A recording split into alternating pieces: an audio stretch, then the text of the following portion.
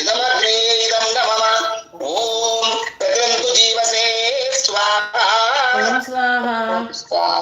ఇదమగ్నే ఇదం నమః. చూడండి, ఇప్పుడు వింటున్న వాళ్ళకేమో నీరసం వస్తుంటది, ఆవుతులు వేస్తున్న వాళ్ళకు నీరసం వస్తుంటది, ఆ మంత్రోచ్చారం చేసే వాళ్ళకు ఉత్సాహం వస్తుంది.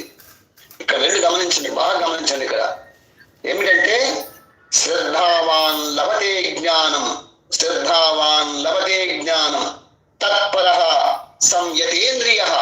చూడండి, ఎందుకంటే ఏ శబ్దము మంత్రోచ్చారణ వస్తుందో అదే విధంగా శబ్దం అంతకన్నా ఎక్కువ స్వాహ రావాలి, ఓంకారంలో స్వాహ రావాలి. అప్పుడు ఉంటుంది అగ్నిహోత్రుని యొక్క శక్తి. అర్థమైందా? ఇది ప్రయత్నం చేయండి. ఎట్లుందంటే అక్కడ మాట వెళ్తున్నప్పుడు ఓం స్వాహ,